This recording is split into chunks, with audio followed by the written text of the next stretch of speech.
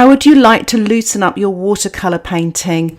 I hope this painting of some mistletoe will inspire you to try out some of these techniques and loosen up your watercolours. So, shall we get started? Here is a list of the materials I'm going to be using in this tutorial, and a full list can be found in the description below. And here is a list of the colours that I'm going to be using, and again I've given you alternatives here, and I'll mention other colours as I'm going along. Here's the gorgeous reference photograph, and a link for this can be found in the description below. I've started off with a simple outline drawing of one small section of the photograph with an HB pencil on the cold press paper. I've mixed up a little bit of yellow and a bit of quinacridone gold, but you could use raw sienna with cadmium yellow. And I'm just painting this on the right hand side of the little twigs here. And I'm really sort of loading my brush with a nice puddle of paint, and that will give me longer to paint because the paint doesn't dry so quickly when you put, a nice big puddle on there. If you put it on quite dry, i.e. if you keep painting without reloading your brush, your paint will dry very quickly, and it can become quite frustrating because I know a lot of you have said to me, what do you do about backgrounds? Why does it dry so quickly? One of the ways to prevent it is always to have fully loaded paint and just keep going back and getting fresh paint, and you really will see some good results in your painting. They'll look more transparent, more vibrant. So really try that out. Be patient with yourself and have plenty of paint, and always keep loading it and painting it, and it does magical things. I've added a little bit more of the quinacridone gold there. It's such a gorgeous colour. Now I've mixed up a little bit of the green Apatite genuine on its own to begin with, and I'm going to sort of vary those colours in a minute. I just love sort of when you're loosening up like this, you can just play around. So I'm dropping this in wet, still using my size 6 brush, and it's just wetting it here and there on the left hand side where it's darkest. I've just loaded it up again and just sort of dropping those colours in. You almost don't want to touch the paper, you just want to drop it onto the wet paint. I find when you start touching the paper and moving things about, things get a little bit muddy and you lose a little bit of control, and when you just drop it in like that, sort of magic happens.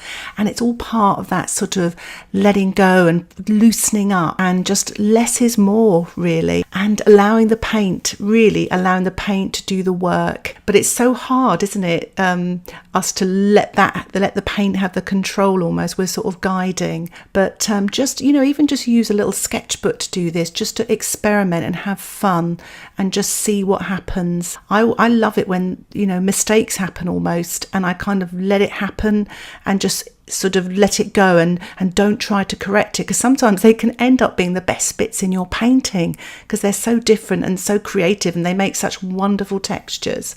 I'm just sort of painting along here now with the quinacridone gold, some yellow, tiny touch of the green, and just sort of really taking my time to apply this paint and to get into this painting as well. She added a touch of the Paynes grey to the green Apatite genuine just to make it a bit darker and a bit creamier, just where you can see those sort of dark bits on the stems there. It's quite nice, and I'm dropping these in wet, or you could do it damp into wet, or even damp into damp, just to make those sort of darker bits there and just see what happens. I've added a pinch of the quinacridone rust as well, just to put some warmer sort of colours on these stems here. I mean, I know it's only a simple stem, but it's really lovely and magical when you can actually paint these. I love it. I love sort of creating different textures and different colours. What I'm doing now is I'm actually dropping in just water, and what the water will do, it'll go onto the creamy paint and it might create some textures and backgrounds. It might not, but I'm just sort of throwing it on there, hoping that it might create some textures here and there. I'm using the corner of a cut up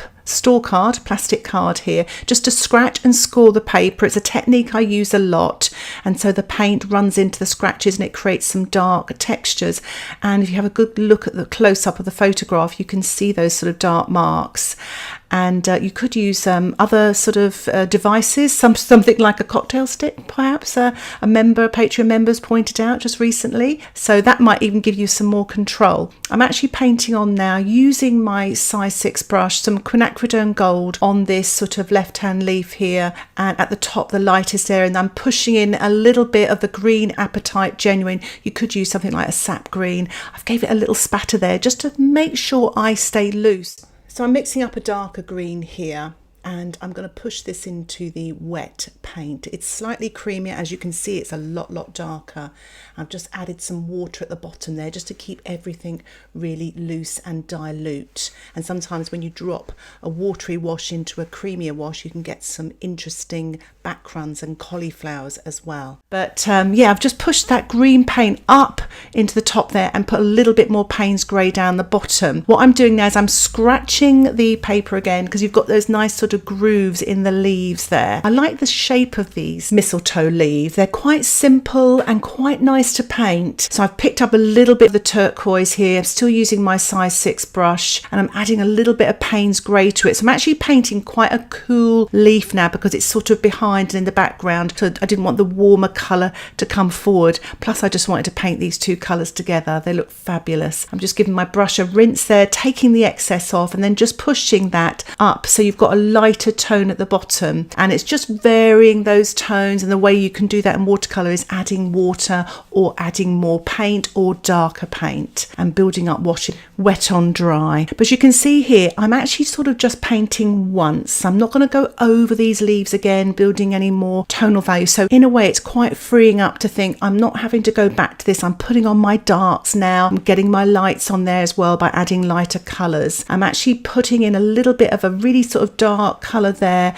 Just some of these leaves around the berries are a little bit tricky, so you might want to go to a smaller brush, because I had a bit of a puddle there. That's actually the size 4 brush I've swapped to. So I'm just sort of really cutting in here. Now the thing is, when you're loosening up, this doesn't look very loose here, because I'm trying to go around this little berry here, and I'm spattering the sort of background area just to remind myself not to tighten up, and it keeps me loose. Now I've added here, this is a lovely leaf. It's kind of the star of the show, this leaf. I've painted on the yellow on its own, and I've dropped in some of the green. I'm sort of just using my brush there just to push that colour down, really let the brush almost hug the paper there a little bit, be in control of it. And I'm just sort of taking the excess off there on the side of the pot there and pushing it gently in there, adding a little bit more of that green. It's quite creamy now, just to paint the darker tone just at the bottom there. So you've really got a graduated light,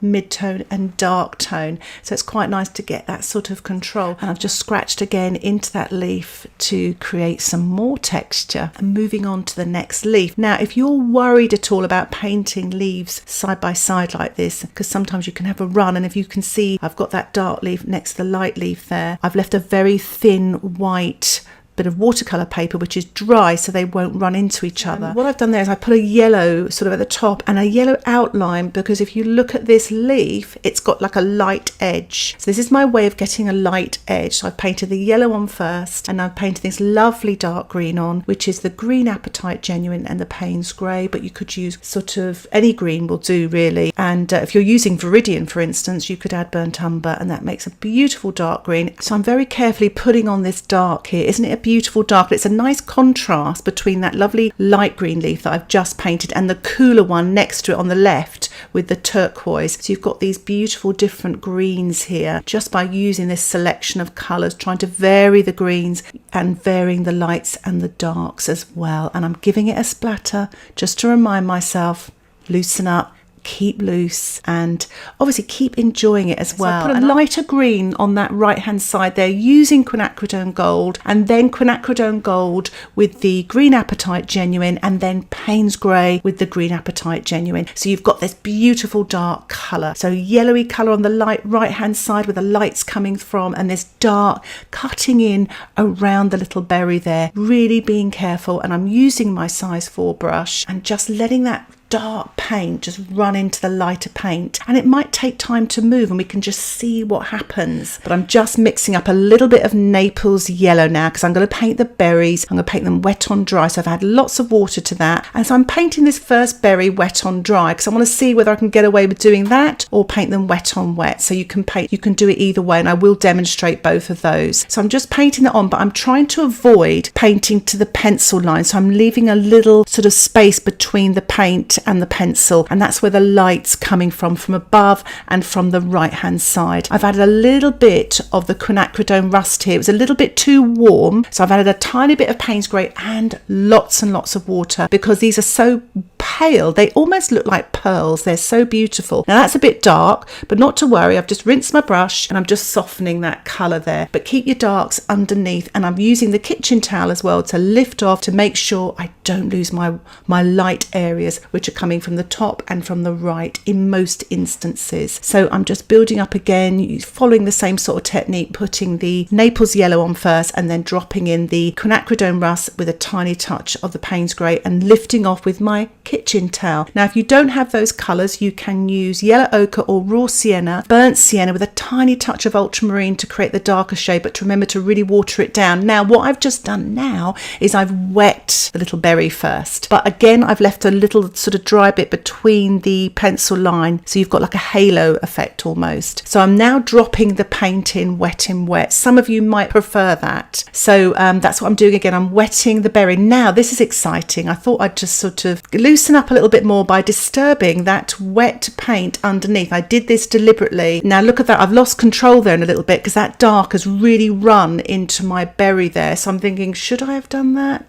But this whole tutorial is about loosening up, so this is loosening up. So I've just controlled it a little bit. I'm using my size 4 brush there, just a damp brush, keeps cleaning it off of my little bit of kitchen towel just to control that. And I'm adding the Naples yellow, rinsing my brush, getting a little bit more of the Naples yellow. I'm continuing on painting the little berries, adding a little bit more texture here and there, using a little bit of the Quinacridone rust and the Paynes grey just to add a little bit of dark, damp into damp, just playing around with it. And if it's too much dark, just use your kitchen towel and pull off, and you can always soften and start again. So don't panic, just make sure you leave lots of light on the top and on the right hand side.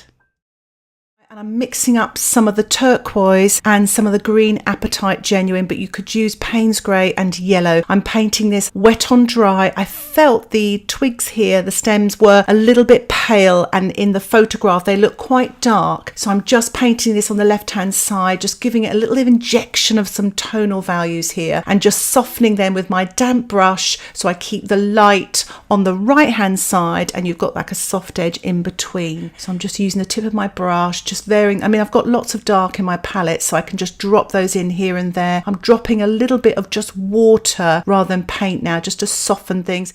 Just giving that a spatter here and there, creating a bit of texture. So I'm painting the, mostly at the moment, cobalt blue very carefully around the berries there and just softening. Now I'm telling myself off here, I should have gone to a slightly bigger brush with the cobalt blue there, but I have now. I've changed it to my size 10 brush, and I'm just dropping in a little bit of Paynes grey and just using a damp brush here. So I've got sort of lights, a lot of light and darks, but not too dark. What you want to do is where the berries are, where the edges there, you want to put a little bit more dark, and when there's a dark green leaf, you want to put a light wash. So always think light and dark, light and dark. And where you want something to really recede back, you could put 2 darks or 2 lights next to each other, but where you want something to come out and come forward, have the opposites, light and dark. And that's what I'm pretty much doing with the berries, because I want them to come forward, and that's why I'm doing, I'm sort of painting a little bit of strong blue around the edge and then fading it. So I'm just using again a stronger blue around the edge of this berry because I want to bring it forward. I'm doing the same with the one on the left hand side, painting this wet on dry, using my, I believe it might be my size 10 brush, can't tell from this angle, and giving my brush a rinse. Yes, it is my size 10, and then just pulling that paint away because it's going towards the darker stems, and I want it a little bit lighter there, so that because the stems are darker, so you've got like this counter change, and just sort of really sort of being careful and bringing that blue in between the gaps as well with the berries. I've added a tiny touch of turquoise here and a bit of Paynes grey. I love that colour combination, and I'm just painting carefully around the top of this berry here and just sort of really being careful, putting that lovely dark right next to the edge. I'm just dropping in a little bit of water again, so there's light at the top there where the stem is and darker where the berry is. And I'm putting a very sort of grey blue here, cobalt blue with some Paynes grey. It's a lovely colour that, isn't it? And just using my size 10 brush, painting wet on dry. I've just used some water here to soften. I'm just pushing up a little bit of the cobalt blue up into the leaves there. I'm adding a little bit more cobalt to the top left as well, just to really sort of give it a bit of stronger colour there, almost like it's the sky behind this mistletoe. Mixing up again the Cobalt blue. I actually think I've got a tiny touch of Cerulean on my brush and also a tiny touch of the Paynes grey. And I've just made a nice dark steely blue, and I'm painting this damp into wet just to really bring out these little berries here on the top left. I've got a very pale watered down cobalt blue there. I'm adding a little bit of very watered down turquoise as well. I'm painting that wet in wet using my size 10 brush. I'm just rinsing off my brush there, paling that top part there just so it all fades out. I've just mixed up a little bit of very cream Paynes grey, and I'm painting this damp into wet. And what happens then is that you can see how the paint really moves and bleeds. I'm using my size 2 brush, and I'm just really carefully cutting into those berries there just so I can really, it really pops them out, rinsing off my brush there, taking the excess off, and then just softening. Now I've turned the painting upside down here just so it's easy to access them rather than putting my hand over the top. Maybe I'll put my hand in the paint. This way I can actually access it. Always turn your painting to whatever angle you want so you feel comfortable painting. You don't actually have to paint it always, you know, as it look in the photograph. You can turn your photograph upside down. But what upside down painting does do, it makes you look more. It's a really good way of actually tricking your brain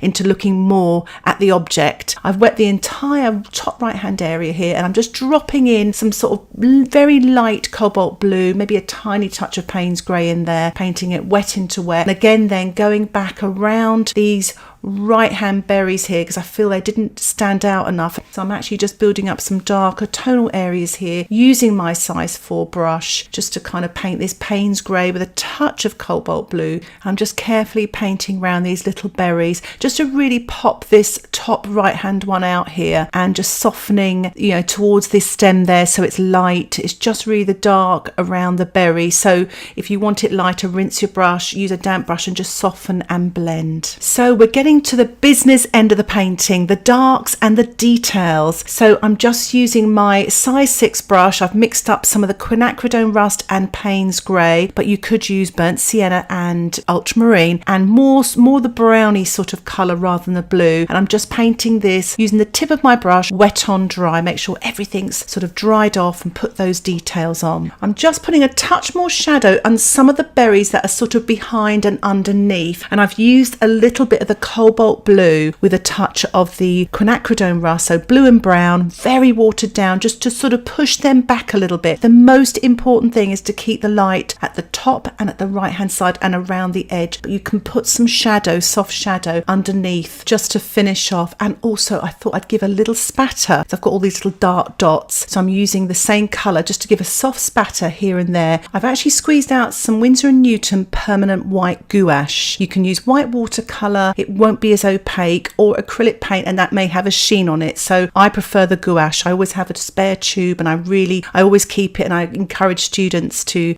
actually have some so that they've got it on standby. And I've painted some highlights with it and also a little spatter, and I'm using some of the leftover greens now and giving a spatter as well here and there just to kind of finish off that final sort of loose sort of quality that this painting has. And I really hope it's inspired you to loosen up your watercolours as well and given you some ideas, even if it's just in your sketchbooks as well. I'm just removing it from the block now. Here's my finished painting. I'm really pleased with it. I really feel I've loosened up. If you have any questions about this tutorial, please put them in the comment section below. I'd love to hear from you, and I'll try and get back to you as soon as I can. And if you'd like to see more content like this, don't forget to subscribe to my channel where you'll get updates of my latest tutorials.